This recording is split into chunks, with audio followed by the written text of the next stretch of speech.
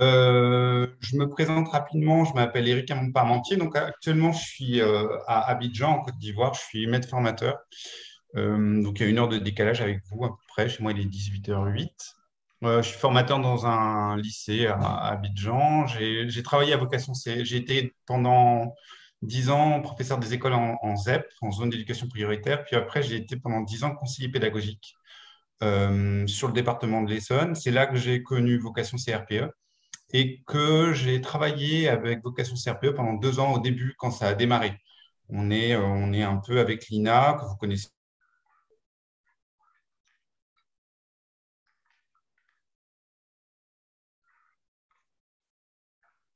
pour vocation CRPE.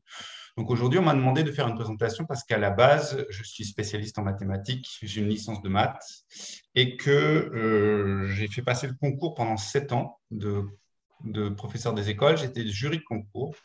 Et du coup, j'ai vu passer beaucoup de candidats.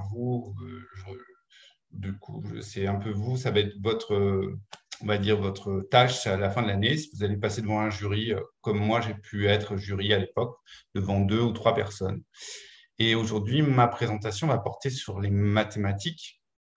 Et j'ai choisi d'axer sur la résolution de problèmes, tout simplement parce que c'est une discipline qui est transversale et que vous avez au concours toujours quelque chose qui a trait à la résolution de problèmes tout le temps. Et c'est vrai que c'est important que vous ayez ce soir des bases euh, pour, euh, pour pouvoir avoir une vision de ce que peut être la résolution de problème, même si je vais survoler la chose dans le sens où pendant 1 heure, 1 heure 30, dans le temps où on va être ensemble, c'est impossible d'aller au fond. Par contre, je vais essayer de vous poser les bases et les bonnes bases pour que vous puissiez après, pendant cette année, travailler dessus et réussir ce concours que vous allez tous réussir, j'en suis sûr. Qu'attendez-vous des candidats lors du concours? Ouais, alors ça, c'est une vaste question. En fait, si vous voulez tout savoir, quand on est jury de concours, moi je l'ai fait pendant 7 ans, quand on a le candidat devant nous, la seule chose qu'on se pose comme question, c'est que est-ce que la personne a une analyse réflexive assez pertinente et est-ce qu'on est prêt, nous, à le voir responsable de 25 élèves? Parce que l'enjeu, il est là. Il est dans l'idée que vous allez être responsable d'une classe et qu'être responsable d'une classe, ça, c'est une grosse responsabilité. Et donc, c'est de ça que nous, en fait, c'est ça qu'on regarde quand on est jury de concours. Mais ce n'est pas le propos de comment dire, d'aujourd'hui. Donc, je vais vous partager mon écran pour le PowerPoint. Je vais commencer ma présentation. Et ensuite, évidemment, si vous avez des questions à me poser, vous n'hésitez pas à me dire là, je ne comprends pas ou là, c'est pas clair. Et je vais donc, pour le coup, essayer de vous expliquer. Donc voilà, on a commencé par, voilà, on était là et on continue. Donc, je vous propose un petit échauffement parce qu'on est en résolution de problème. Je trouve ça toujours intéressant. Donc, on est ici dans un problème qui ne prend pas en compte des nombres, ce qui arrive rarement en classe. On a souvent comment dire, des résolutions de problèmes qui ont trait avec des nombres. Là, il n'y en a pas. C'est plutôt de la logique. Donc, à droite, vous savez que Jacques ne ment jamais, Pierre ment parfois et Charles ment toujours. Vous avez 3 enfants à droite qui parlent. Donc forcément, il y en a un qui s'appelle Jacques, l'autre Pierre et l'autre Charles, mais à savoir qui. Et il faut vous aider des phrases. L'enfant de gauche dit Charles est au milieu. L'enfant du milieu dit je suis Pierre. Et l'enfant de droite dit Jacques est au milieu. Je vous laisse 2 minutes, c'est juste pour vous mettre en situation de résolution de problème, parce que c'est bien beau de parler de résolution de problème, mais il faut savoir ce que ça engage chez l'élève que de résoudre la résolution de problème. Donc, je vous mets dans une situation où vous êtes élève là et que vous allez devoir résoudre ce souci, ce petit problème. N'hésitez pas à me dire quand vous avez la solution de, de ce petit problème, soit dans la discussion, soit. Alors, je sais, je commence fort, mais je vous laisse réfléchir.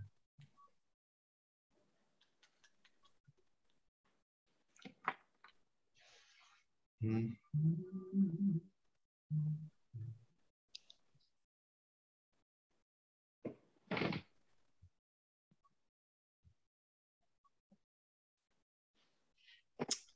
Alors, dites-moi tout. Est-ce que vous pensez avoir la réponse? Jacques est à gauche, Pierre est à droite et Charles est au milieu. Jacques est à gauche. Ça veut dire que Jacques ne ment jamais. Donc, si Jacques est à gauche, quand il dit Charles est au milieu, c'est que c'est vraiment Charles au milieu. Donc, c'est bon. Et donc, Pierre est à droite. On regarde. Allez. 2 personnes sont au milieu. Ben non, il n'y en a qu'une au milieu. Il y a 3 enfants. Donc, il y a qu'un enfant au milieu des 2 autres à droite. À moins que... On regarde. Voici la solution. Donc, on est sur Jacques à gauche, Charles au milieu et Pierre à droite. Exactement. Alors, on commence par les fondamentaux, c'est-à-dire les programmes, parce que ces programmes cadrent la manière dont vous allez enseigner la résolution de problèmes. Elle est transversale à l'école élémentaire, c'est-à-dire que toutes les disciplines en mathématiques ont trait à la résolution de problèmes, en passant par la numération, les opérations, grandeur et mesure et géométrie, même si la plupart du temps, on le voit en numération et en opération. Mais grandeur et mesure et géométrie sont aussi des vecteurs de résolution de problèmes. Et les programmes vont même plus loin parce qu'ils disent que c'est interdisciplinaire et qu'on peut travailler la résolution de problèmes dans des disciplines telles que questionner le monde pour le cycle 2 ou l'EPS ou ce genre de choses. Donc, qu'est-ce qu'il dit en gros les programmes? Je n'ai pas tout mis, hein. J'ai mis pour moi ce qui me paraissait essentiel. En gros, ils disent que c'est au centre de l'activité mathématique des élèves. Donc, quand on a le mot au centre de, ça veut bien dire l'importance que les programmes y attachent. Ensuite, les problèmes permettent d'aborder des nouvelles notions, c'est-à-dire qu'on le met en début de séquence, de consolider des acquisitions, ça veut dire qu'on le met plutôt en fin de séquence et pour faire du réinvestissement, ou de provoquer des questionnements. C'est-à-dire que là, on est plus dans la manière dont on va analyser comment l'élève réfléchit. Et c'est aussi très intéressant, cette approche-là, parce que rares sont les disciplines dans lesquelles l'élève, du coup, s'interroge et progresse ainsi. Ensuite, vous avez la nouveauté des programmes là, qui sont sortis en 2016-2017, c'est ce qui contribue à renforcer le lien entre les mathématiques et les autres disciplines. C'est ce que je vous disais sur questionner le monde. C'est-à-dire que ces programmes proposent une transversalité, en tout cas dans la résolution de problèmes. Enfin, ils ont souvent un caractère ludique. Donc, on est dans des problèmes d'application à une ou plusieurs opérations avec recherche et tâtonnement. Et enfin, l'étude des 4 opérations, addition, soustraction, division, commence dès le début du cycle. Alors, il ne faut pas croire que la division commence qu'en CM1 ou CM2. Oui, c'est la technique opératoire qui commence en CM1, CM2, mais l'élève peut commencer à faire des problèmes de partage dès le CP, même la grande section. Donc, c'est ça qu'il faut avoir en tête. Il faut voir ce que ça implique chez l'élève, et ça va être mon credo pendant toute la présentation. Ça va être quelle est la tâche de l'élève. À chaque fois que vous allez avoir un sujet de concours, il faut toujours vous poser la question de la tâche de l'élève. C'est qu'est-ce qu'il va avoir à faire et quels sont les prérequis, c'est-à-dire qu'est-ce qu'il va devoir savoir pour rentrer dans l'activité.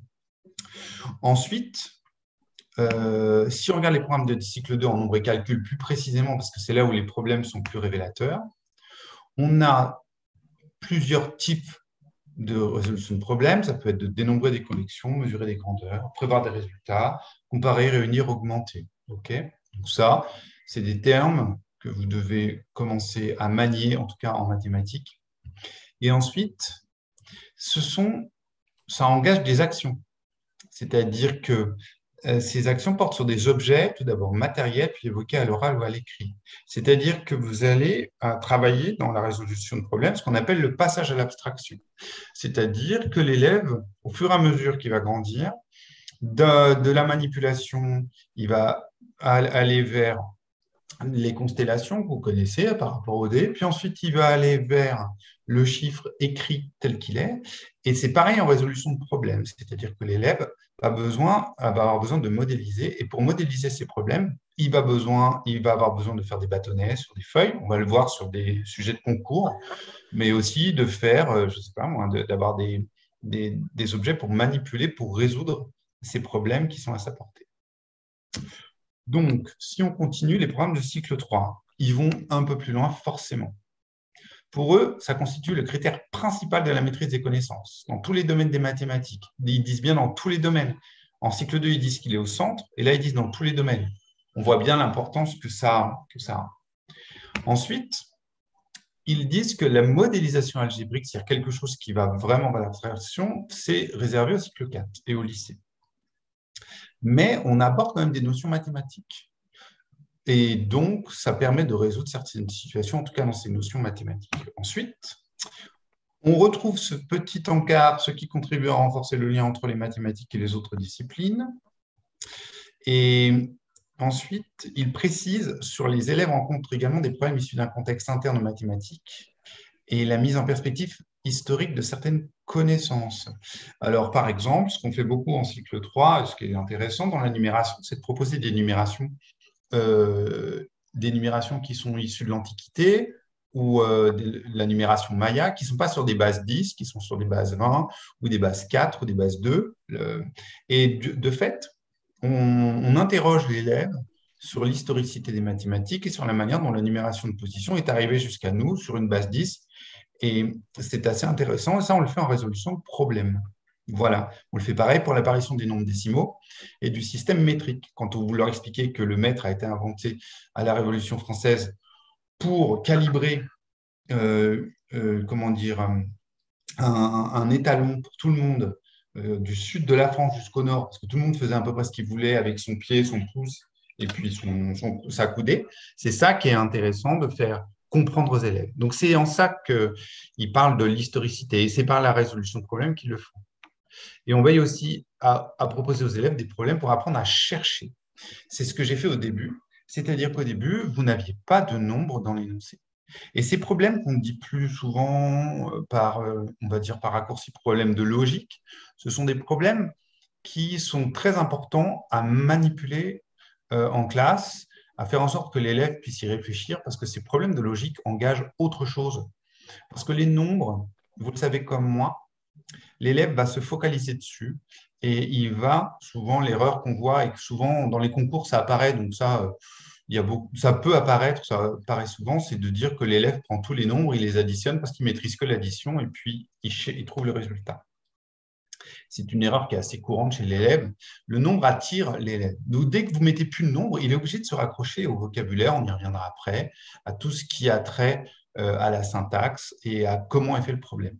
Donc, c'est ça qui est vraiment important. Proposer des problèmes de logique, pas forcément attachés au nombre.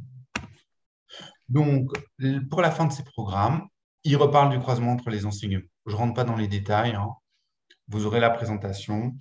Histoire et géographie, sciences et technologies, on peut en faire. Moi, pour info, avec mes cycles 3, j'avais travaillé sur du saut en longueur en EPS et mes élèves mesuraient leur saut avec des mètres. Bon, bah, comment vous dire, c'est pas inné, hein. Ça leur a posé des difficultés, ils ont dû résoudre des problèmes de distance, de où est-ce que je mets le mètre, à partir de quand je l'arrête. Et donc, c'est tout ça qui est en jeu dans les mathématiques et dans la résolution de problèmes. Voilà. Donc, ça, c'est vous qui allez répondre. Je viens de faire une présentation des programmes. OK? Donc, moi, ce qui m'intéresse, c'est de savoir où est-ce que vous en êtes dans ce que je viens de dire. Je fais toujours ça à chaque fois. J'étais un peu vite là au début. Mais est-ce qu'on peut continuer la présentation? Est-ce que vous êtes complètement paumé? Ou vous êtes un peu perdu? Ou vous avez besoin d'aide? Alors, je vous remets le lien parce qu'il y a je pense que certains d'entre vous ne l'ont pas. C'est très simple. Ce lien, est-ce qu'il est encore mémorisé? Oui, c'est celui-là. Donc, si vous cliquez dessus, vous pouvez répondre directement. Je vais y aller à ma présentation, pardon. Donc là, on reprend. Touc, touc, touc, touc, touc, touc. Voilà. Ici. Et je je repartage mon écran. Voilà, et on va regarder les réponses de chacun d'entre vous. OK. Alors, pour la plupart, on peut continuer. C'est cool. Il y a une personne qui dit « je suis un peu perdu ». Si cette personne se sent de prendre le micro et de me dire est-ce que vous pouvez préciser certaines choses, n'hésitez pas. Moi, ça me va très bien. OK. Vous me dites voilà. OK, pour la plupart, ça va à peu près le contenu abordé. Donc là, on était sur les programmes. Alors, quelqu'un a levé la main. Toc, toc, toc. Donc, écoutez, je regarde. Hop là. Ah oui, dis donc, j'en ai d'autres qui sont arrivés. Je vais permettre, du coup, je vais ouvrir à d'autres. À Amandine. Bonjour à tous ceux qui viennent d'arriver. Il y en a plein. Élodie, Émilie. Donc, je peux continuer ou pas? Ou vous avez des questions déjà? Dites-moi tout.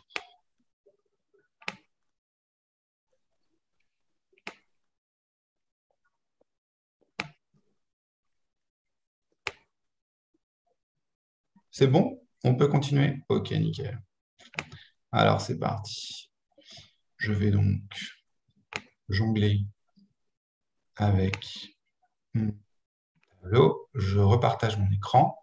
Et là, on va rentrer dans qu'est-ce que c'est qu'un problème mathématique et on va rentrer dans de la didactique et du concret. C'est parti. Alors, la définition est la suivante. Alors, il y a quelqu'un dans la discussion. Ah, ok. C'est un problème pour un élève donné, toute situation réelle ou imaginaire dans laquelle des questions sont posées. Ces questions étant telles que l'élève ne peut y répondre de manière immédiate.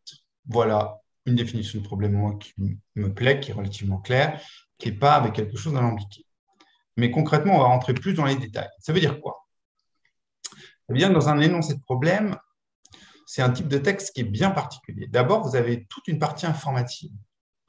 Et souvent, je vous rappelle, analyser la tâche de l'élève, c'est qu'à un moment donné, comprendre pourquoi il a fait une erreur, c'est prendre en compte tout ce qu'il a à faire. Et par moment, je vous le dis, c'est un problème de lecture pour l'élève. Ce n'est pas du tout un problème de résolution, de logique ou même d'opération. La partie informative, elle décrit une situation qui est souvent imaginaire. Et en fait, par moment, il faut comprendre que vous mettez en situation l'élève dans une réalité qui n'est pas la sienne. Je vous prends un exemple. Moi, je suis à Abidjan. Vous prenez l'idée de la neige.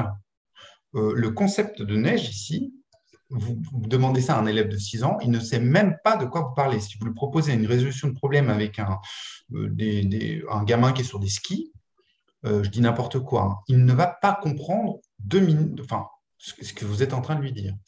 Ça sort complètement de son schéma. Donc, c'est ça qu'il faut comprendre aussi, c'est du coup, il faut s'assurer que le texte soit en adéquation avec son réel et avec ce qu'il vit dans sa vie, d'autant plus s'il est petit. Ensuite, il y a une partie injonctive qui est la question posée à la fin. Et on ne peut pas y répondre de manière immédiate. Donc, a priori, l'élève va devoir du coup faire référence à la partie informative pour aller chercher les bonnes informations. Dans cette partie informative, on évite les redondances. C'est-à-dire qu'on évite de dire des choses qui ne sont pas utiles à la résolution de problèmes. On utilise des mots du langage habituel, mais souvent dans un sens spécifique, c'est-à-dire que des fois, c'est un sens plus précis. Et du coup, il faut s'assurer que l'élève a bien compris le sens du mot. C'est surtout ça qui est important lorsqu'on lui fait lire le problème. Et on fait figurer des données numériques sous forme chiffrée. Donc ça, vous voyez que c'est bien beau la définition d'en haut, mais il y a tout ça dans un problème. Donc, analysons un problème donné. OK? Je vous propose un problème à partir du concret. C'est extrait d'un énoncé de concours, mais assez vieux. Donc, c'est proposer une classe de CM2. Donc, je vous laisse le temps de le modéliser parce qu'il n'est pas très facile. Donc, pour ficeler cette boîte, il a fallu 120 cm de ficelle, dont 28 cm pour le nœud. Quel est le volume de cette boîte? Donc, concrètement, l'élève, déjà, CM2, il doit savoir ce que c'est que le volume. On est sur un parallélépipède rectangle, c'est-à-dire qu'en fait, l'élève doit comprendre qu'on aura 3 dimensions. C'est une représentation, du coup, en 3D, en tout cas en perspective. Et il y a pas mal de prérequis dessus. Donc, vous, déjà, dans votre tête, je voudrais que vous commenciez, si vous avez, en fait, je ne l'ai pas dit au début, mais ce serait intéressant. Si vous avez une feuille à côté de vous, n'hésitez pas à la prendre, à prendre un stylo et à griffonner et à essayer de le résoudre, le truc. Parce que c'est quand même important. Donc, je vous dis pendant que vous le faites. Vous avez ici, du coup, la partie informative. Pour ficeler cette boîte, donc ficeler, c'est les mots du langage habituel dans un sens spécifique. Il faut s'assurer que l'enfant sait ce que veut dire le mot ficeler et le volume. C'est-à-dire que vous dites quel est le volume de cette boîte, l'élève, il ne sait pas, si vous n'avez pas abordé cette notion-là, ça va être complexe pour lui. Ensuite, il y a les données numériques. Les données numériques, vous avez, je regarde juste la discussion.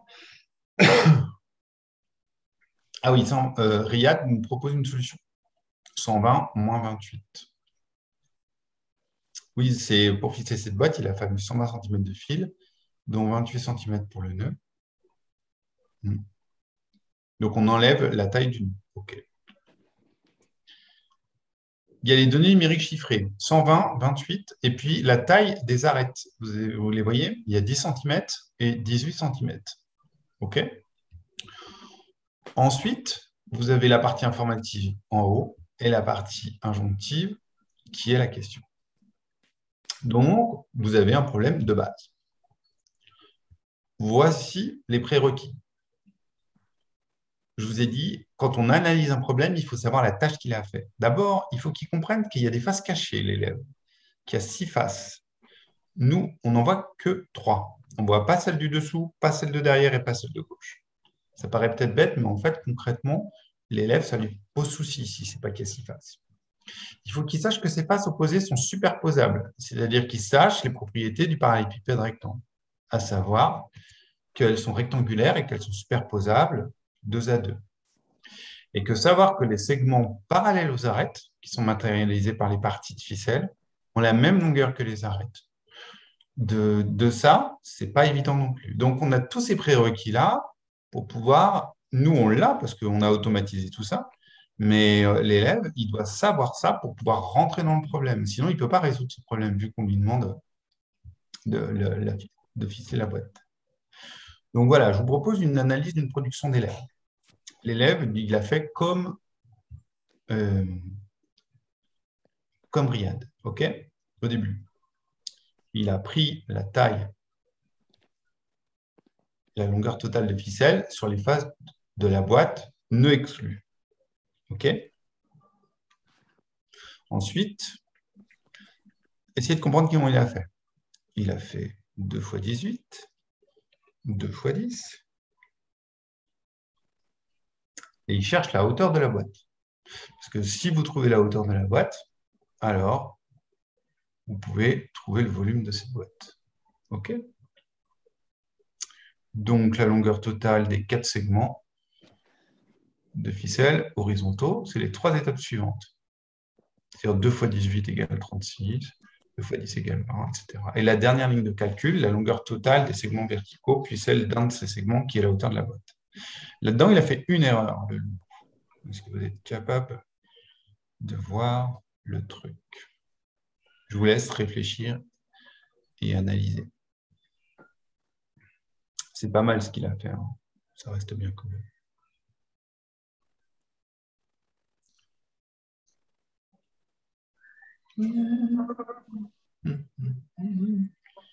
Ouais, c'est ça, Natacha. Il a divisé par 2 au lieu de 4. Exactement. Regardez, en fait, Si on analyse les erreurs de l'élève, il ne prend en compte que 2 segments verticaux, alors qu'il y en a 4. Il aurait donc dû diviser 36 par 4 et non par 2.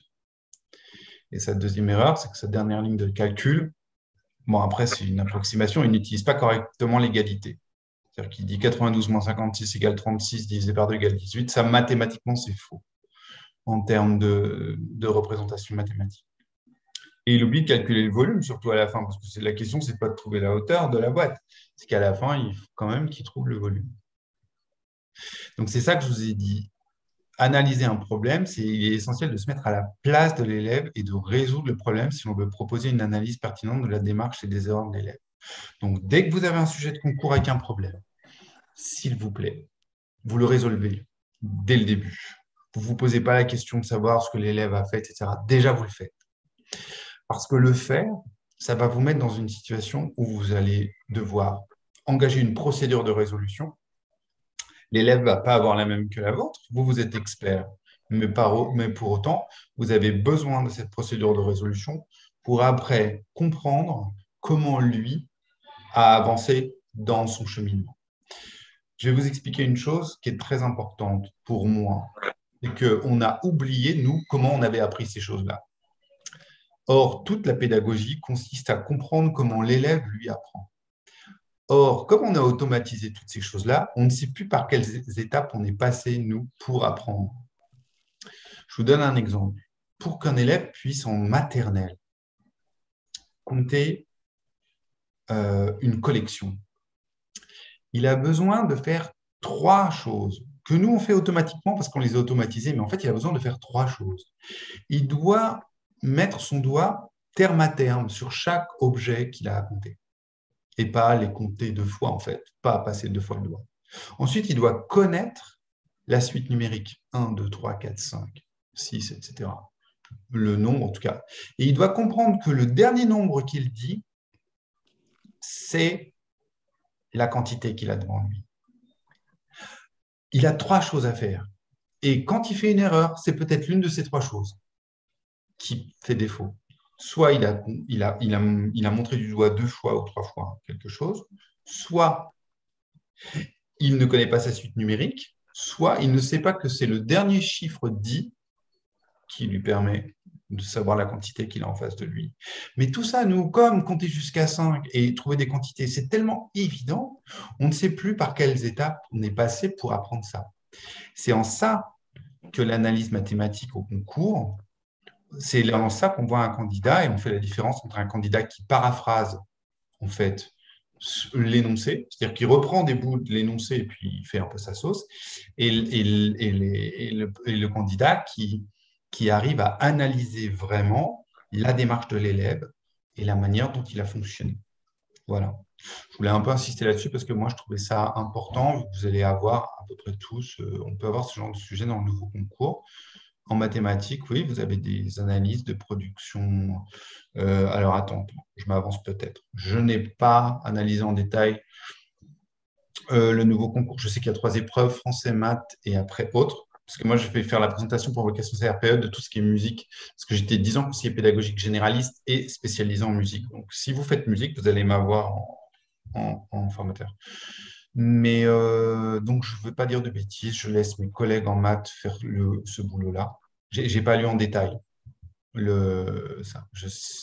Donc, mais ça n'empêche pas de mieux comprendre, enfin, bien comprendre comment un élève fonctionne, c'est aussi bien comprendre la manière dont on doit enseigner une discipline. Et moi, je trouve ça assez essentiel en regardant les erreurs, en tout cas. Donc, si on continue, voici les difficultés rencontrées, les actions possibles pour la résolution de problèmes. C'est des choses que vous pouvez mettre dans votre en maths et en français, ce sont des épreuves de leçons à l'oral qui concernent la didactique, d'accord. Et du coup, il n'y a pas de, ce que dit Amel, du coup, ça veut dire qu'il n'y a pas de production d'élèves à détailler. Ok, bah écoutez, moi, l'idée est la suivante, tout ce que je vais vous dire maintenant en résolution de problème, c'est des choses que vous pouvez rajouter lorsqu'on va vous demander d'analyser comment dire, des didactiques pour savoir comment différencier à la fin, c'est-à-dire comment proposer pour des élèves en difficulté. Si on vous propose de la didactique, donc c'est construire des séquences. Si c'est construire des séquences, c'est qu'à un moment donné, il va falloir que vous anticipiez les erreurs et que vous puissiez donner des solutions aux erreurs qui sont possibles de sortir. Donc, regardez, des difficultés rencontrées, c'est par rapport à des élèves qui auraient des soucis par rapport à la résolution de problèmes, difficultés anticipées, faire de temps en temps une vraie séance de lecture à partir d'un énoncé de problème qu'on résout ensuite. Donc, on s'attache au lexique employé, les verbes utilisés, avoir, perdre, gagner, rendre, oublier, parce que perdre ou gagner, ça suppose des opérations mathématiques qui sont connectées. Perdre, c'est de la soustraction et gagner, c'est de l'addition. Ce n'est pas forcément logique pour un élève. Et la lecture silencieuse, puis le questionnement, de quoi ça parle, et les pronoms interrogatifs, c'est-à-dire combien, qui, à quoi ça correspond. Ensuite, faire un travail plus ponctuel sur un point particulier du problème, soit sur la partie informative, pour s'assurer du sens, ou la question. On y reviendra parce que les questions, elles impactent énormément la manière dont l'élève va répondre. Il y a des questions pour lesquelles c'est facile pour lui, il y a des questions pour lesquelles c'est très difficile de répondre, parce que très abstraites. Et donc, si vous créez vos propres problèmes, parce que dans une séquence, vous pouvez proposer un problème mathématique, faites attention à tout ça, à la partie informative et à la question que vous posez. Donc ensuite, de façon plus générale, pour chaque problème, on peut faire un petit travail d'activité assez simple en amont. Donc, d'abord, c'est lire l'énoncé. Ensuite, les activités possibles, c'est lecture orale par le maître, etc. Se représenter mentalement une situation fictive, c'est-à-dire que l'élève, tout son travail va être d'abstraire, de passer d'un texte à quelque chose qui est, on va dire, plus abstrait en base de chiffres ou de schémas. Donc, le schéma ou le dessin, c'est un bon compromis entre le moment où l'élève lit et où l'élève résout. Et ensuite, il y a savoir ce qu'on doit chercher, s'interroger sur le sens de la phrase, c'est qu'est-ce que je cherche, et savoir de quelles informations on dispose. Donc ça, c'est les possibilités pour vous du petit travail avant la résolution, et qui est important à faire. Ensuite, les consignes sont tout aussi fondamentales parce que engager l'élève dans une résolution de problème, le faire rentrer dedans, c'est faire en sorte que le gap, on va dire, ne soit pas trop haut. Donc, ça veut dire qu'à un moment donné, il faut, par votre étayage, le fait que vous lui parliez, ou en tout cas au groupe classe, il faut qu'il puisse comprendre ce qu'il a à chercher, comment il va travailler, avec qui par exemple, et combien de temps il a pour faire l'exercice en question. Donc, on a ce moment de consigne qui est pour moi le moment fondamental d'une séance. Si vous réussissez votre consigne, après les élèves, ils travaillent pendant 45 minutes. Mais c'est vrai que ce temps de consigne, il est absolument essentiel pour les engager dans l'activité et pour que ça prenne sens pour eux. Quand on travaille sur les significations, qu'est-ce que ça veut dire comparer, calculer, ajouter, tracer, tatati? Et je vous parlais de la consigne et regardez la différence qu'il peut y avoir. J'ai essayé d'être assez clair, mais si ce n'est pas clair pour vous, n'hésitez pas. Pour moi, il y a des questions très simples. Consigne explicite, calculer la somme d'argent, calcule la somme d'argent, tu calculeras la somme d'argent. Okay, il y a des consignes que moi j'appelle semi-explicites, c'est-à-dire quelle est la somme d'argent, il faut qu'ils comprennent que c'est calculé. Quel est le côté le plus long, il faut qu'ils comprennent qu'il doit citer le côté. Et la consigne qui est totalement implicite et abstraite, c'est que peut-on dire du triangle, par exemple, quand on est en géométrie. Ça, c'est quelque chose, pour lui, qui par moment peut le dépasser parce que c'est implicite, peut rendre le problème très compliqué pour lui, à résoudre en tout cas. Donc, vous voyez que des fois, ça ne tient à rien, la résolution de problème. On peut perdre certains élèves en fonction des consignes que l'on donne. Ça, si vous l'entendez, c'est ma petite dernière, elle a 5 mois, donc des fois, elle va pousser des cris à côté, mais ne vous inquiétez pas. Elle est prise en charge entièrement. Ensuite, vous avez le choix de l'opération. Vous avez, en général, des résolutions de problèmes à une opération, de différents types, additifs ou multiplicatifs. Et puis, vous avez des classifications dans ces problèmes. Ces classifications, elles sont importantes parce qu'elles impactent une procédure de résolution qui est différente et qui fait que ça peut être plus ou moins facile. Alors, vous avez les problèmes dits plus faciles. Alors, si vous voulez tout savoir, on appelle ça la classification de Vergniaud. Certains d'entre vous connaissent, j'en suis sûr. N'hésitez pas à vous y référer parce que dans les problèmes, c'est un peu une référence et c'est important de connaître cette classification. Donc, les problèmes dits faciles, parce que des fois, quand on propose un problème, je vous rappelle, il faut savoir la tâche de l'élève. Quand on propose un problème, on se dit, bon, on prend le problème du livre de maths, on ne se pose pas la question. Les enfants, vous me faites l'exercice 4, page 25, hop, et hop, on le balance. Et si on n'a pas lu l'énoncé et la question, des fois, on se retrouve confronté le lendemain à j'ai rien compris, je ne sais pas. Et puis, vous avez des élèves pour qui les parents, ça aide beaucoup, donc, etc. Donc, il faut vraiment bien analyser le problème. Et quand vous allez avoir un sujet de concours avec un problème, il faut vraiment bien l'analyser. Donc, vous avez les problèmes dits plus faciles, de réunion d'état, où on cherche le tout. J'ai 5 billes vertes, j'ai 3 billes rouges, combien j'ai de billes en tout? Les problèmes de changement d'état. J'ai 5 billes vertes, j'en rajoute 3, combien j'en ai à la fin? Vous voyez que pour vous, c'est presque pareil. Hein. Vous faites 5 plus 3, mais ce n'est pas pareil des problèmes de réunion d'état et de changement d'état. Ce n'est pas la même chose. Ensuite, vous avez des problèmes qu'on dit plus difficiles. C'est-à-dire qu'on a des problèmes de réunion, problèmes de réunion d'état. Je vous fais l'exemple.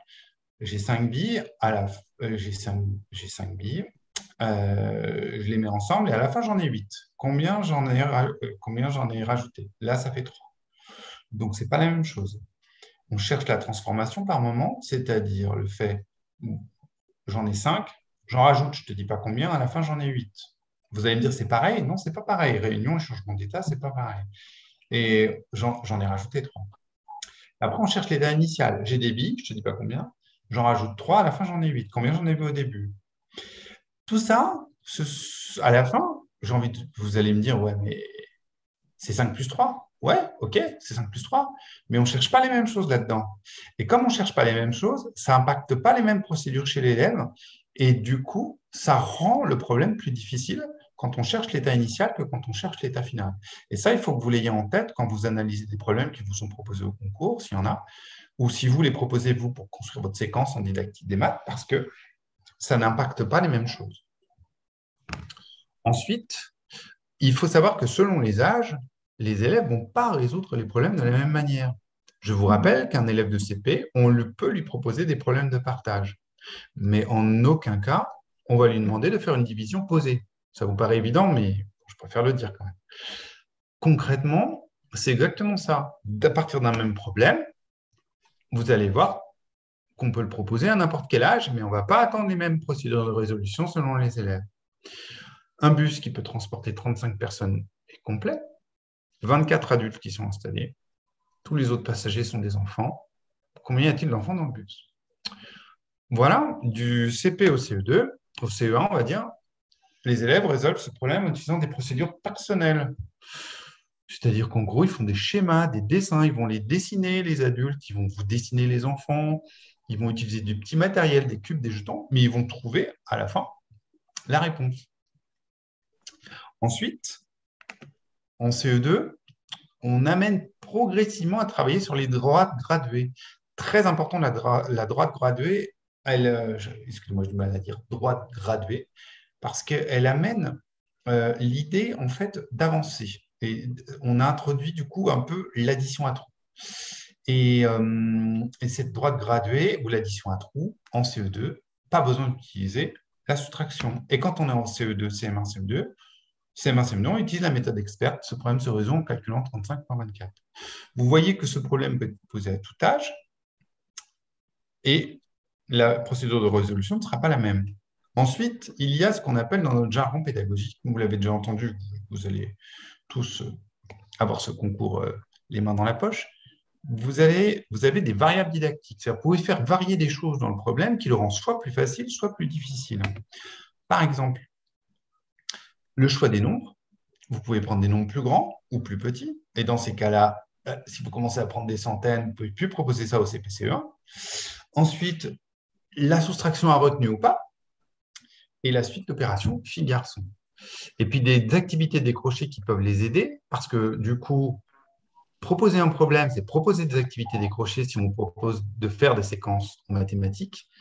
C'est en quoi vous allez les aider dans ces activités décrochées à s'entraîner pour qu'ils puissent le réinvestir dans la résolution de problèmes. Donc, faire des exercices de calcul mental et de calcul en ligne, éventuellement sous forme de petits problèmes, amenant les élèves à effectuer des calculs du 20-18 ou du type 30-3.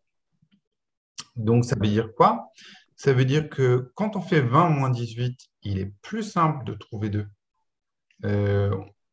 On a tendance à ajouter à partir de 18 pour aller à 20. Et dans le second cas, on a tendance à soustraire 3 à 30. Bah, tout ça, c'est des choses qu'il faut leur expliquer, ou en tout cas, il faut qu'ils les manipulent. Donc, c'est ça que je voulais vous proposer, c'est-à-dire que vous avez du coup, dans la résolution de problèmes, selon les âges, des procédures personnelles et des procédures qu'on dit expertes. Donc, voilà. Les différents types de problèmes. Donc, je vais passer assez rapidement. Vous avez les problèmes à une étape, à étape explicite donnée dans l'énoncé. Vous avez tout ça dans la didactique des maths. Les problèmes à étape implicite, c'est plus complexe parce que du coup, il faut avoir le résultat de le premier pour avoir le deuxième. Et des fois, la question est complexe dans comment elle est formulée, comme je vous ai posé tout à l'heure pour que peut-on dire de ce triangle. Et vous avez des problèmes pour apprendre à chercher, des problèmes qu'on dit ouverts. Sur mon département, nous, on organisait des rallyes maths. Ça revient un peu au kangourou. Hein. En fait, les élèves, ils avaient 10 problèmes à résoudre en 3 semaines. Et la problématique pour moi en tant qu'enseignant, c'est qu'à la fin, s'ils se mettaient d'accord sur une réponse fausse, je ne devais strictement rien dire, ils devaient renvoyer cette réponse fausse. Vous voyez bien le feu intérieur qui était en moi pour ne rien dire à mes élèves, mais c'était comme ça. Et c'était intéressant parce que du coup, c'était vraiment des problèmes à chercher. Et nous, dans ces cas-là, on est juste des médiateurs. On n'est pas face tableau, on est arrière-classe. On les laisse réfléchir. On fait des mises en commun. Et on est là juste pour qu'à la fin, ils se mettent d'accord sur une réponse. C'est ça qu'on oublie des fois dans les problèmes de recherche, dans les problèmes de mathématiques qu'on trouve dans les manuels de maths souvent. C'est que on oublie le goût de la recherche. Cette idée de chercher, cette idée d'essayer de comprendre. Vous avez des choses autour des énigmes qui sont passionnantes et que les élèves adorent et ça les engage vraiment dans l'activité. Vous avez les problèmes additifs ou multiplicatifs et vous avez ce qu'on appelle les situations problèmes. C'est souvent les situations qu'on fait en début de ces séquences pour introduire une notion et on a après pour travailler certaines compétences. Voilà. C'est souvent des situations problèmes qui nécessitent par moment d'avoir une certaine expertise en tant qu'enseignant. Moi, j'ai accompagné des dizaines d'enseignants qui débutaient dans le métier en tant que formateur. C'est vrai que les situations problèmes, je ne les proposais pas forcément au début en classe parce que c'est assez complexe. Le temps de recherche, la mise en commun, la synthèse, etc. Voilà. Alors, on va passer au concours d'abord, après, mais là, par rapport à tout ce que je vous ai dit, bon, j'ai été un peu vite, hein, je vous l'accorde. Pareil, je vous remets le lien. Toc. Et est-ce que vous êtes, voilà, est-ce que vous êtes toujours en vie? J'ai envie de vous dire. Est-ce que, est-ce que c'est à peu près clair pour vous ou pas?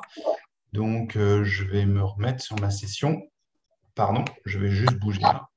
Toc, toc, j'avance. Toc, toc, toc, toc. Tac, éthique. Et toc, et tac. Voilà, c'est là. Est-ce que ça va toujours, chers futurs collègues? Alors, toc.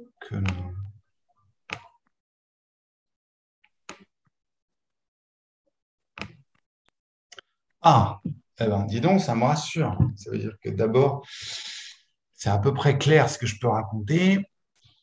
Ok, c'est cool. Bon, vous n'êtes pas complètement paumé. Ok, donc là, on était sur de la didactique pure. Super, très bien. Alors, si vous en êtes d'accord, on va passer au sujet de concours. Donc, j'ai pris des extraits du concours de l'année dernière. C'est tout frais, 2021. Voilà.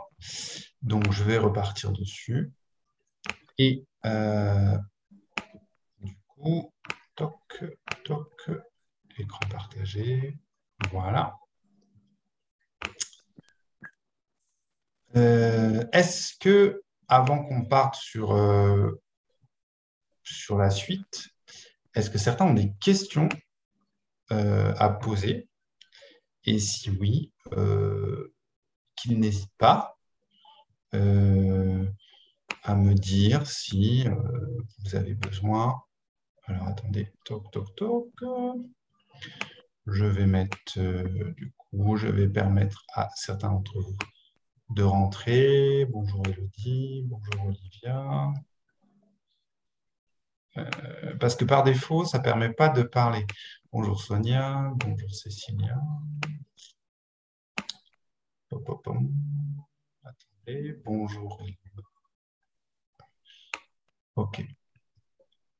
Est-ce que vous avez des questions ou pas? Ou je continue? Dites-moi tout. C'est bon? OK. Bon, alors allons-y. Alors, on y va. Attendez, discussion. Non, pas de questions. Super. Alors, on continue.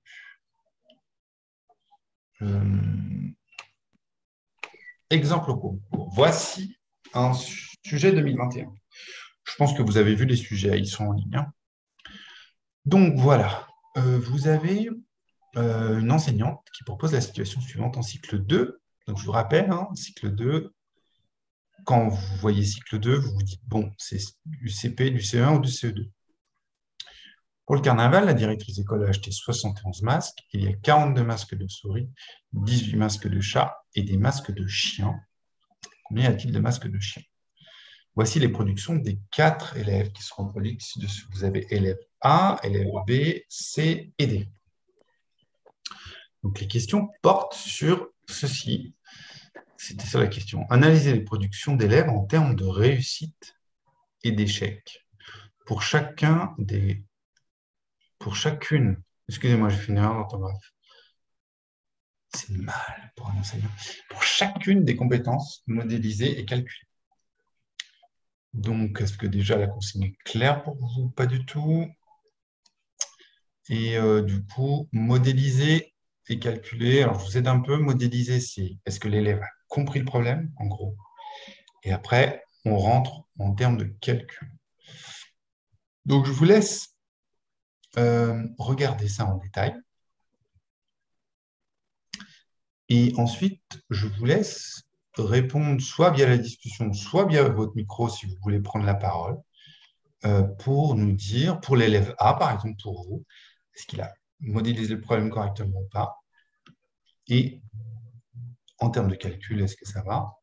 Et l'élève B, pareil, et l'élève C, pareil, et l'élève D, pareil. Donc, je vous rappelle, hein, la règle de base, c'est 1, on fait le problème, déjà. Si vous avez une feuille à côté, n'hésitez pas. Faites le problème. Et dès que vous voulez intervenir dans la discussion ou mettre pour l'élève A ou l'élève B ou C ou D, ou parler, vous n'hésitez pas. Pour la modélisation, alors, Natacha nous dit, Natacha est très présente, c'est bien, elle répond très vite.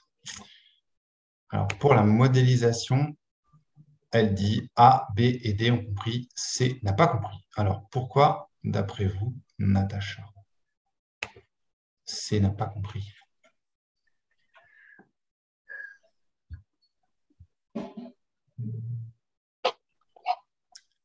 C'est à tout additionner. C'est ça. Céline, vous avez raison aussi. Il a additionné tous les chiffres de l'énoncé. Il a fait ce que je vous ai décrit tout à l'heure. Quand un élève voit un énoncé avec des nombres, il ne se pose pas la question.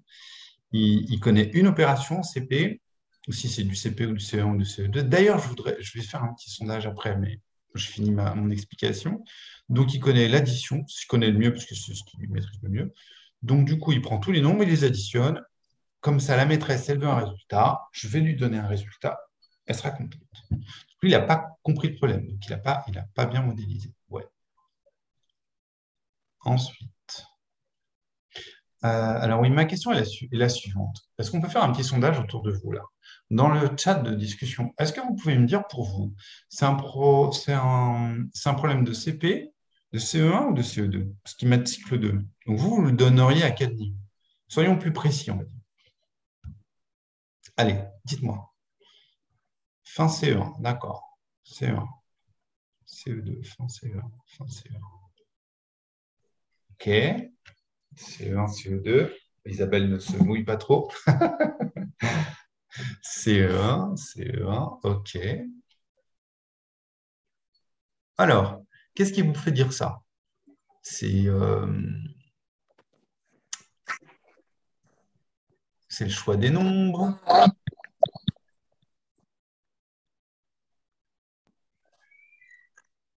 la soustraction, l'addition.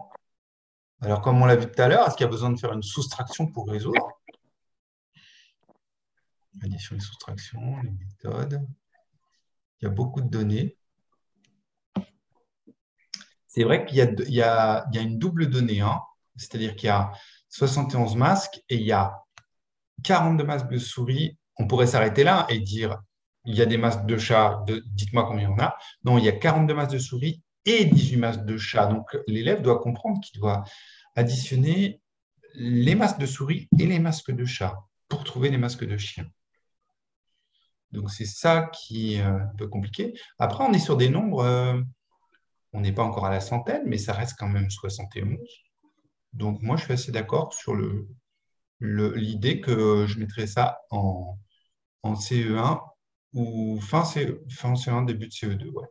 Moi, je serais plus là-dessus. CP, si on veut, on peut, mais alors on enlève une étape et puis on baisse un peu les nombres. OK. Alors maintenant, en termes de calculer, parce qu'ils vont vous demander de regarder les procédures. Vous avez vu qu'ils n'ont pas les mêmes procédures. Alors, qu'est-ce que vous pouvez dire? Prenez un élève, par exemple, puis dites-nous ce que vous pensez des procédures de l'élève A, B, C, D, et des limites de certaines de ces procédures.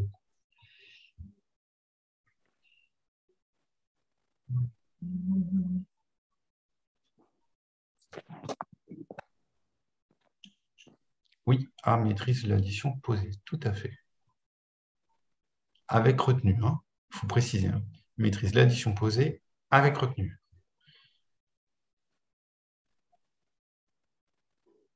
Ah, pardon. J'ai cliqué. Excusez-moi, je reviens en arrière. Voilà. On va utiliser une méthode experte.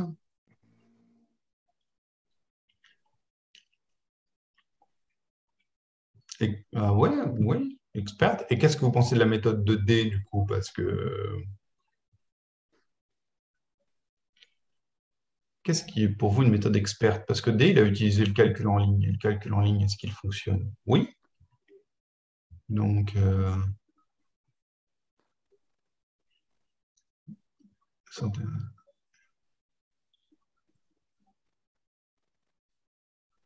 ouais.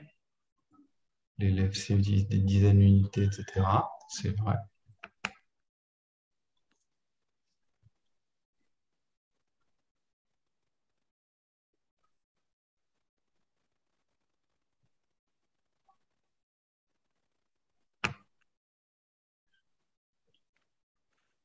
Oui, c'est vrai. Tracy, je suis d'accord avec vous. Parce qu'en fait, ce qui est important, vous voyez, c'est pas un hasard si dans un énoncé, si ça vous arrive, il barre là certaines de ces. On ne voit pas. Vous avez vu qu'au départ, il fait 42 plus 18. Puis après, il fait égal 60, puis il barre son truc. C'est-à-dire qu'en fait, il a déjà en tête que ça fait 60, 42 plus 18. Donc après, quand il réécrit 42 plus 18 en bas, il a déjà l'idée que ça fait déjà 60, donc il n'a plus qu'à rajouter 11 pour arriver jusqu'à 71. Donc il est vraiment dans du calcul mental. D, c'est presque.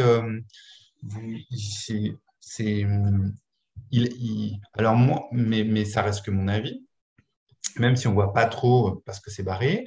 Moi, je trouve que l'élève D, il est plus impressionnant que l'élève A, parce que l'élève A, il connaît, il maîtrise l'opération, il la pose, il arrive au bon résultat, donc c'est déjà très bien, hein, j'ai rien à dire. Mais l'élève D, lui, il est vraiment dans du calcul mental, où il mémorise le résultat de 42 plus 18, il est capable de rajouter 11. Donc, on est… Voilà. J'ai juste une question par rapport à l'élève B. Euh, alors, Natacha a levé la main, mais Natacha, prenez la parole. Oui, bonsoir. Bonsoir. En fait, par rapport à l'élève D, nous, en tant qu'enseignants, est-ce que quelque part, il ne faut pas sanctionner le fait qu'il n'ait rien écrit ou pas grand-chose? Parce que du coup, on peut aussi imaginer qu'il a copié sur le voisin, ou même si effectivement, je suis d'accord, c'est sûrement du calcul mental. Mais nous, dans notre posture de professeur, qu'est-ce qu'on fait dans ce cas-là? Alors, dans ce cas-là, pour le fait de copier sur le voisin, vous oubliez parce que du coup, vous êtes dans le cadre d'un concours, donc du coup, il n'y a pas… Mm. Vous pouvez émettre un doute, comme ce n'est pas très clair et qu'il s'est barré, vous pouvez émettre un doute sur la procédure en explicitant que il a trouvé le bon résultat, que la procédure a l'air experte et en ligne, mais vous pouvez émettre un doute sur l'idée du fait que ça reste quand même pas très clair et vous n'arrivez pas trop à voir sa procédure et que ce n'est pas très explicite pour vous. Voilà, sans rentrer dans les détails. Ça montre au D'accord. jury que vous avez fait une analyse pertinente sur le fait que vous avez une experte. Il a une certaine expertise sur l'opération, mais d'une certaine manière, vous émettez un doute sur le fait qu'il puisse faire ça, comment dire, pas tout seul, mais disons, vous ne voyez pas trop par où il est passé. Alors que pour l'élève B, on voit très bien par où il est passé, parce que toute sa procédure est tellement explicite, vu qu'il a fait chaque bâton, que voilà. Voilà, en gros, en termes de réponse, c'est ce que vous pouvez avancer, pour moi, hein. D'accord. Ok, super, merci. Et l'élève B, du coup, quel est le risque pour l'élève B que vous pouvez émettre, du coup, dans une réponse? B va être limité si les nombres utilisés sont très grands. Tout à fait. Et du coup, ces procédures de résolution un par un, B fait un schéma, d'abord les 42 masses, ensuite les 18. Oui, voilà. Mais aller au plus simple. Voilà, il peut faire une erreur de calcul tout simple en oubliant de compter un bâton ou en oubliant, voilà, ces procédures-là, euh, on voudrait les voir disparaître au bout d'un moment parce qu'elles présupposent enfin, elle suppose qu'à un moment donné, l'élève fasse des erreurs pour compter. C'est la fameuse procédure comment dire, de la multiplication, où l'élève, au bout d'un moment, s'il commence à dessiner chaque petit bâton ou chaque petit carré, il s'en sortira pas. Il va en oublier un à un moment donné, et puis voilà. Et la multiplication permet du coup d'aller plus rapidement. Donc, c'est en ça. Mais l'élève B, surtout, dans un énoncé comme celui-là, il faut valoriser l'élève B dans le sens où il a quand même trouvé le bon résultat et que sa procédure fonctionne. Et que si on veut la mettre en échec, il faut juste augmenter les nombres. Je pourrais en dessiner 4 et en barre en 1 pour faire 5. Anne, c'est où ça? C'est quel élève? C'est toujours le B? Bon, L'élève B, oui. alors, est-ce que vous pouvez m'expliciter pour en dessiner 4? Bien, pour éviter les erreurs, Oui, il fait des paquets de 5. Il fait 4 bâtons et il barre les 4 bâtons d'accord. pour en faire 5. Donc, Je vois ce ça, que vous voulez dire. Ok. vous voyez, Très bien. du coup, ça limite les erreurs, mais ce n'est pas pour autant qu'il ne peut pas en faire une. Tout à fait. Ok, j'ai compris. Ça marche. Tout à fait. Parfaitement d'accord avec vous. Ok, donc vous voyez, ça, c'est des exemples au concours d'analyser des productions d'élèves. Je l'ai pris l'année dernière sur un des concours. Et ensuite, deuxième cas pratique, la proportionnalité. Ça tombe très souvent au concours et en général, c'est toujours mis en scène par des résolutions de problèmes. Et il faut absolument que vous sachiez de quoi ça parle la proportionnalité. Donc, j'ai pris un exemple concret. Donc, vous avez un enseignant de CM2 qui propose des exercices suivants. Donc, ça, c'est tombé de l'année dernière.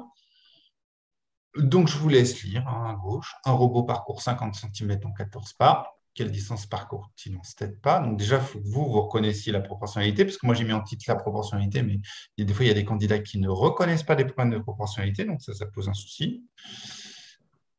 Ensuite, vous avez les procédures à droite de l'élève. 14 divisé par 2 égale 7, donc 50 divisé par 2 égale 25. Voilà pour tout le monde. Alors, la première question est, quelle est la principale notion de travail dans cet exercice? On vient d'y répondre, c'est le titre.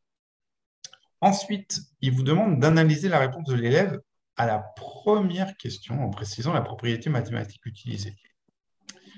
Alors, est-ce que vous pouvez nous la dire? Parce que ça tombe très souvent des analyses, je crois. Alors, à préciser, mais il faut les connaître en tout cas. Résolution. Donc, est-ce que si vous analysez la proportionnalité, il y a plusieurs manières de résoudre un problème de proportionnalité, donc il faut connaître les procédures.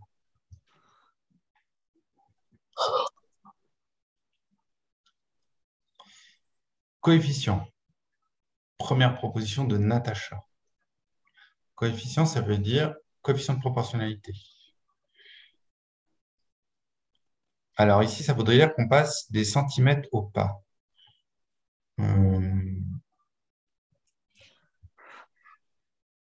Alors, c'est pas le... Là, on n'est pas sur le coefficient pour moi. Alors, je vous aide un peu à droite. Vous me dites si vous connaissez cette notion. Ça s'appelle la propriété multiplicative de la linéarité.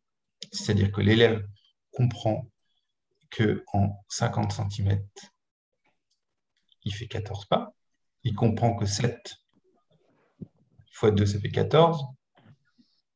C'est la moitié de 14. Du coup, il divise. Il se fait 25 fois 2 égale 50. Et dans la deuxième réponse, la réponse de l'élève à la seconde question, en précisant la propriété mathématique utilisée, la distance, quelle distance parcourt-il en 21 pas?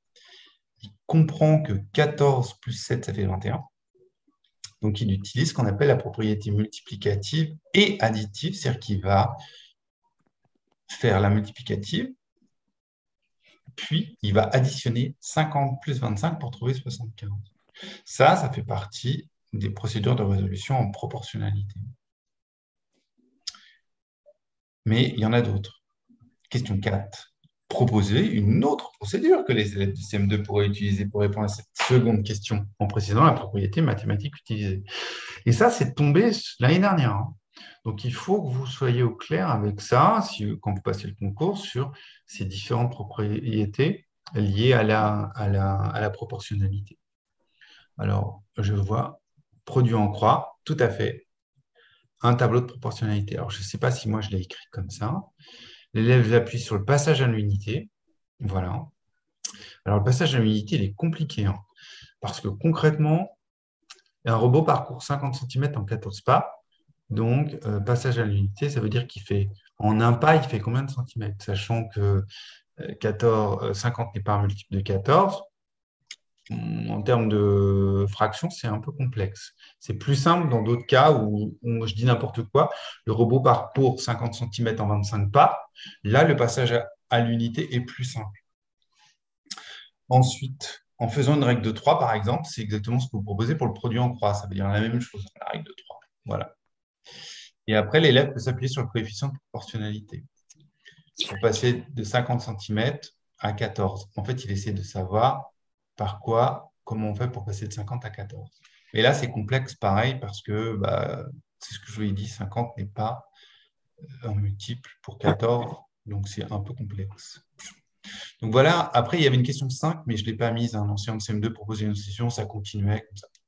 Donc, c'est pour vous dire que même dans le concours, vous avez pas mal de résolutions de problèmes qui sont liées et qui vont vous être proposées.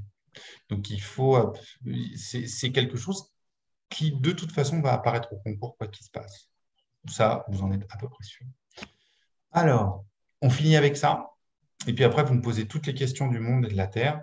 J'aime bien ce triangle didactique parce qu'il synthétise les choses et il cadre. Ce triangle didactique, je vous le rappelle, il est sur 3 axes. Il faut toujours l'avoir en tête quand on veut devenir enseignant. On est sur les savoirs, on est sur l'enseignant et on est sur l'élève. Okay. Ce triangle, du coup, il est connecté. Le savoir et enseignant, c'est quoi? C'est que vous allez enseigner une discipline, mais que vous allez devoir avoir une maîtrise de cette discipline qui va au-delà de ce que vous allez enseigner. C'est pour ça qu'on vous demande un niveau troisième quand vous êtes au concours. Donc, le savoir et l'enseignant, ce rapport, c'est la didactique en gros. C'est quelle est cette discipline que vous allez devoir enseigner. Vous ne pouvez pas enseigner la discipline experte. Ces élèves sont trop jeunes pour vous. Donc, vous allez devoir trouver un enseignement adapté. Ensuite, le rapport entre l'enseignant et l'élève, c'est comment vous allez les former, ces élèves, dans la classe, leur apprendre ces choses. C'est-à-dire quelles sont les situations que vous allez mettre en place pour pouvoir leur apprendre les contenus demandés par les programmes et puis quelles compétences vous voulez travailler avec eux. Enfin, le rapport entre le savoir et l'élève, bah, vous n'y êtes pas. Et vous n'y êtes pas du tout. Vous n'êtes pas là. C'est lui, son rapport au savoir. C'est assez intime. C'est par rapport à ce que lui, c'est sa partie à lui. C'est le chemin qu'il va parcourir lui pour progresser. Et c'est ça que vous allez, vous, à un moment donné, évaluer par des évaluations. C'est son rapport au savoir. Mais vous allez en avoir qu'une idée partielle, parce qu'une évaluation, elle ne peut jamais être complètement complète et explicite. Il faut toujours que vous ayez ça en tête aussi. Mais par contre, l'évaluation, elle sert à savoir où est-ce qu'on est l'élève à l'instant T par rapport au savoir, de manière pas complète, mais plutôt mais par rapport à ce que vous avez fait. Je veux vous le préciser parce que souvent, on a l'impression que l'évaluation, elle vous dit tout sur un élève, elle vous dit une partie des choses, mais elle ne vous dit pas tout. Parce qu'il construit beaucoup plus de choses que ce que vous pensez. Et comme vous en avez 25 dans la classe des loulous, vous ne pouvez pas les connaître en détail tous. Alors, si on prend la situation problème, enseigner la situation problème ou les résolutions de problème, en général, c'est pour aborder une nouvelle notion. C'est ce que vous mettez dans votre séquence en didactique. Vous introduisez souvent les séquences en mathématiques par ça. Et je parle de la zone proximale de développement parce que il faut que vous ayez toujours cette idée de quelle est la tâche de l'élève et les prérequis nécessaires pour entrer. Si les prérequis, vous ne les avez pas explicitement posés sur le papier, vous proposez un problème trop compliqué et du coup, l'élève ne peut pas rentrer dans le problème. C'est-à-dire qu'une évaluation de diagnostic, des fois, est nécessaire pour voir à peu près où ils en sont au début d'une séquence. Ensuite, vous allez proposer une situation de résolution de problème. Vous allez la mettre en place dans votre classe et chaque phase de la séance constituera un temps d'apprentissage. Temps de recherche, alors je n'ai pas mis le temps de consigne, mais il est fondamental, je vous l'ai dit au début, pour engager l'élève. Le temps de recherche, où il travaille par groupe, ou seul, puis en groupe. La mise en commun, c'est-à-dire que les élèves viennent proposer leurs solutions au regard de la classe et on en débat. La consolidation, on commence à asseoir certaines connaissances. L'institutionnalisation et le réinvestissement, ce sont les exercices qui vont permettre d'ancrer ces exercices sur la durée. Je vous le dis, pour avoir visité beaucoup d'enseignants qui débutaient, la mise en commun, c'est la phase la plus compliquée à gérer pour un enseignant. Parce que ça dure une éternité, parce que je vous passe les détails sur l'idée que l'enseignant veut que tous ces groupes passent, et donc du coup, ça dure trop longtemps, des fois, ce n'est pas pertinent. Mais en général, c'est l'un des... quand vous deviendrez enseignant, sachez que c'est l'une des phases les plus compliquées à mettre en place, mais il ne faut pas se décourager, il faut absolument le faire parce que c'est un vrai temps d'apprentissage qui est très important, c'est temps de débat entre élèves. Et puis enfin, l'élève, on le savoir, c'est apprendre. C'est la résolution de problèmes, elle est importante parce que elle permet à l'élève de faire des erreurs et ces erreurs, elles sont absolument constitutives des apprentissages pour lui. Ça met en échec ses procédures. C'est ce qu'on disait un peu avec les personnes qui ont réagi, c'est-à-dire soit on augmente les nombres parce que du coup, ces résolutions en mode bâtonnet vont être en échec. Ça fait émerger différentes méthodes de résolution et la discussion avec ses pairs lui permet de voir qu'il y a des modèles de résolution, des modalités de résolution différentes, des procédures différentes. Et ça, c'est important que ses pairs lui montrent et non pas l'enseignant. On est dans un enseignement parfois trop vertical. Et cette horizontalité, ce sont les camarades qui montrent des procédures autres, c'est important. Et puis les erreurs à analyser, les procédures à comparer, c'est des moments où l'élève se remet en question et peut avoir une analyse dessus. Voilà. Donc, on est là-dessus. Et puis, à la fin, je vous avais mis un nouveau problème. On ne va pas le faire si ça vous fait plaisir. Parce que c'est toujours, moi, j'ai toujours adoré faire des résolutions de problèmes avec mes élèves.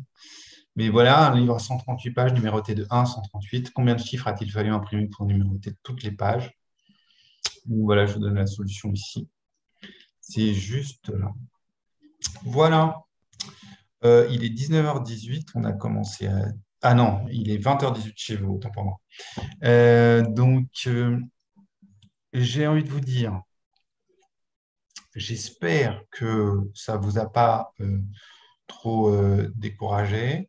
Je vous souhaite à toutes et à tous de passer ce concours parce que c'est un très beau métier. Moi, je le fais depuis des années et je ne m'en lasse pas. Je sais le stress que ça occasionne, mais l'année que vous allez passer avec vocation CRPE, en tout cas, les personnes qui vous entourent, que je connais bien, comme Cassandre, Lina ou encore Elsa, ce sont des personnes qui, comme moi, sont formateurs depuis longtemps et qui font passer le concours et qui sont jurys et qui savent de quoi on parle, hein. C'est-à-dire que concrètement, elles savent ce que c'est qu'un élève, elles savent ce que c'est qu'une classe. Et ce sont des personnes qui, en tout cas pour ceux que je connais, sont avec qui j'ai adoré travailler à l'époque. Voilà. Et on peut finir sur des questions, si vous le souhaitez. Vous prenez le micro, vous me dites j'ai une question, ou vous faites juste un au revoir, merci beaucoup, et ça nous ira très bien.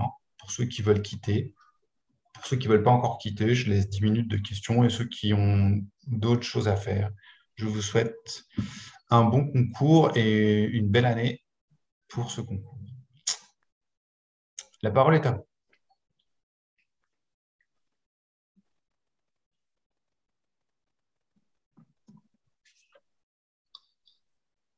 Natacha, allez-y. Bonsoir. C'est l'ardoise aussi, je pense que c'est un bon outil, non, pour Tout à fait. faire participer les enfants et mettre le travail en commun et expliquer leurs réponses. Tout à fait. Bon. C'est parfaitement d'accord. L'ardoise est souvent utilisée en mode calcul mental, mais elle est aussi un moyen de mettre une trace pendant la résolution de problème. Dans le groupe, on a une ardoise commun et on trace dessus. On peut effacer, etc. Tout à fait. Parce que souvent, dans les mises en commun, on met ça sur des grands A3 comme ça, ou plus grands, et puis des fois, on ne voit pas tout. Donc, l'ardoise permet d'effacer, de reprendre. Donc, c'est assez intéressant. C'est une vraie trace de recherche, l'ardoise. Un quai de brouillon, ça marche très bien aussi. Mais voilà. D'autres choses? Alors, j'ai des questions. Attendez, je remonte. Produit en croix, blablabla. La maison de main. Comment transmettre la passion pour les maths quand ce n'est pas notre tasse de thé? Ah, alors c'est toute la problématique d'être un enseignant pluridisciplinaire. Vous allez enseigner toutes les disciplines. Personnellement, en art plastique, je n'étais pas un cadre. Et pour autant, je faisais de l'art plastique avec mes élèves. Vous allez devoir enseigner toutes ces disciplines.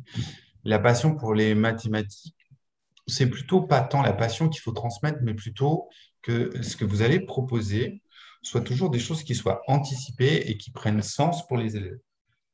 Donc, cette idée de prendre sens, c'est toujours quelque chose qui doit vous mener, en tout cas dans votre préparation. Et sachez qu'on ne vous demande pas d'être expert dans toutes les disciplines, loin de là, car vous ne pouvez pas l'être, parce que vous allez devoir tout enseigner. Donc, c'est très clair que les attentes de l'institution ne sont pas, vous n'êtes pas un prof du second degré, ou c'est un prof de maths, un prof de français, etc. On n'attend pas de vous une expertise dans tous les domaines, loin de là. Comment comprendre les attendus d'un jury? Ça, cette année, ils vont vous le dire. Alors, ça dépend du jury. Est-ce que c'est un jury à l'oral ou un jury à l'écrit? Pour un jury à l'écrit, je vous ai donné ce qu'ils attendaient à peu près en termes de résolution de problème. Si vous prenez le problème qu'on a vu au début sur la résolution modélisée et calculée, quand on a analysé les productions d'élèves, le jury attend que vous ayez une vision assez exhaustive. C'est du bon sens en général sur la production de l'élève. Et de ce que j'ai vu de vos remarques, c'était très pertinent. Donc, Concrètement, ils n'attendent pas plus que ça. Donc, après, à l'oral, vous allez travailler ça avec d'autres élèves, d'autres formateurs. C'est eux qui vont vous le dire. Pour le travail de groupe, faut-il des groupes homogènes ou hétérogènes? Ah, grande question. Alors, voici ma réponse. Pour le travail de groupe, ça dépend de votre objectif. Soit vous êtes dans une démarche où vous voulez découvrir une notion. Il faut plutôt des groupes hétérogènes, avec des élèves plus ou moins forts dans les groupes, avec toujours cette idée que le rapporteur du groupe, vous le désignez dès le début en disant que vous avez repéré l'élève en difficulté. Plutôt en difficulté, vous dites que c'est lui qui va rapporter les résultats du groupe. Voilà. Pour des groupes homogènes, moi, je ne l'utilise que dans des cas de consolidation ou de réinvestissement, lorsque les élèves ont déjà donc travaillé sur la notion, que des difficultés sont apparues et que de fait, dans un même groupe, on a ces mêmes difficultés entre ces élèves-là et qu'on fait ce qu'on appelle un groupe de besoins. Ça s'appelle un groupe de besoins. On appelle ça aussi le PPRE, le projet personnalisé de réussite éducative, où on prend les élèves en fond de classe, on fait un groupe homogène, avec des difficultés repérées, on les fait travailler dessus. Mais sinon, la plupart du temps, on fait des groupes hétérogènes, en s'assurant que, je vous ai dit, le rapporteur soit celui qui soit le plus en difficulté dans le groupe. Alors, il y a des nouveaux messages. Avez-vous déjà utilisé la planche à plumes? Là, non. Je ne sais pas. Non, je ne crois pas. Ça ne me dit rien du tout. Merci pour cette conférence. Bonne soirée à tous et à toutes. Bah oui, merci. Le boulier, oui. Alors, le boulier, on utilise, nous, là, dans notre école, je travaille au lycée Mermoz à Abidjan, on travaille avec des sorobanes. C'est très intéressant. Donc, c'est une sorte de boulier, mais c'est indien. Et ça marche très bien. Vous tapez soroban sur Internet, S-O-R-O-B-A-N, et on travaille là-dessus avec les cycles 2 et cycle 3, notamment le cycle 2. Pour le passage à 5, puis à 6, on doit descendre. Bah, je vous laisserai regarder des vidéos. Très intéressant. Eh bien, merci à vous pour cette... Bon, eh bien, écoutez, j'ai envie de vous dire bon courage pour le concours, bonne soirée à tous, et merci à tous d'avoir été aussi attentifs. Et j'espère que cette année sera riche et fructueuse pour vous. Voilà. Merci beaucoup.